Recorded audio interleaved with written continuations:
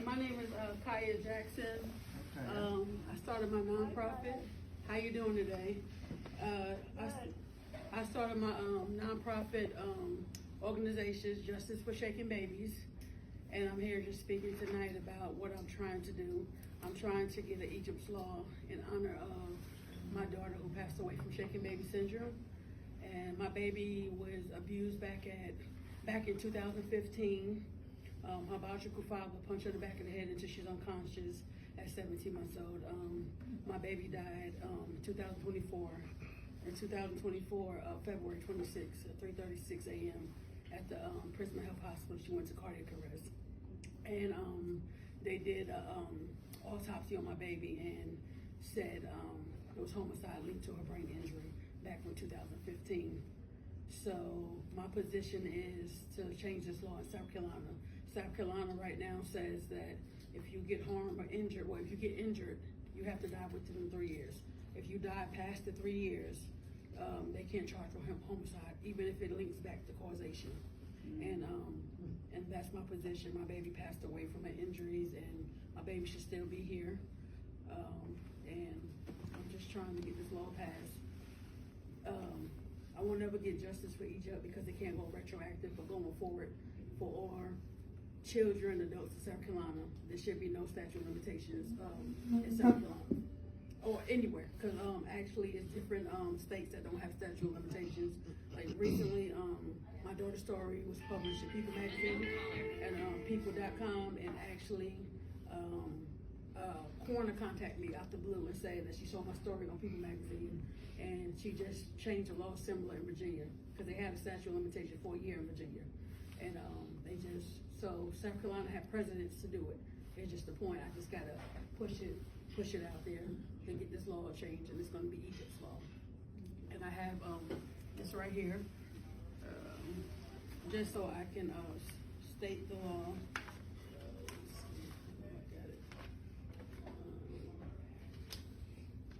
It's a South Carolina Code of Laws, Title 16, Crimes and Offenses, Chapter 3, Offenses Against the Person, Article 1, Homicide. Section 16-3-5, person causing injury which results in death at least 3 years later not to be prosecuted for homicide. A person who caused bodily injury which results in the death of the victim is not criminally responsible for the victim's death, and it must not be prosecuted for a homicide offense if at least 3 years intervene between the injury and the death of the victim. And this is what I have right here, what I found off the website for the laws and stuff. And my daughter's autopsy said homicide. It's causation, but because of the statute of limitations, my baby will never get justice.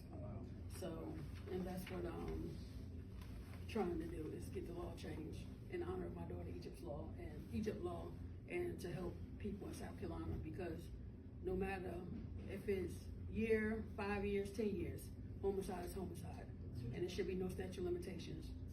And if someone harms a person, they should be held accountable for their actions, whether how long. If it's called delayed fatal death, delayed death. Causality. Yes, yes. And this is my sweet girl right here. Also, I got pictures y'all can pass around, look if y'all want to. That was my sweet girl. My baby, she loved gospel music. She loved to smile. She was nonverbal, quadriplegic, cerebral palsy. She was blind, feet and tube. All the results? Wow. Yes, wheelchair bound. When she was born, she was a healthy baby. Walk, do anything a typical 17-month-old baby would do.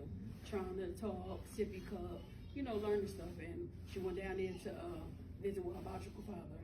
And he told the investigators because she would not stop crying, he just started punching her in the back of the head until she was unconscious. And now my baby's no longer here. And now this is my fight. I'm Egypt's voice. And this is what I do now. This is my way of grieving. It's spreading awareness and trying to get laws changed.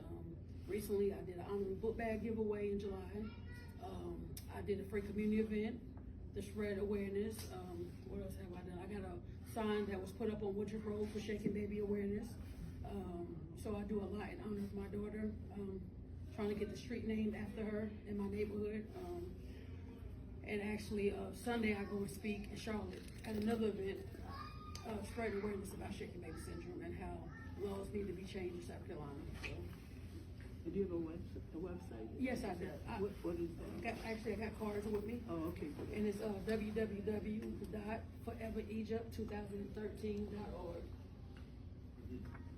So, question for you, are you, what kind of, what are you able to do with the federal, I guess, the state law, the, state assembly and stuff, to help with this? Have you had any luck with that? Actually, Representative Wendell Jones is, he drafted a bill and he's presented it this week to, in front of, I'm sorry, I'm all over the place, I'm sorry. Presented it this week in front of in Columbia to get the law, hopefully get to judicial committee and then pass it on. Yes. You don't have a bill number on it to, yeah, do you? I could look it up, let me see. Oh, that's your phone, where's my phone at? Where's my phone right there? I'm so sorry. I'm used to just. I have it, let me see, cause the bill is drafted.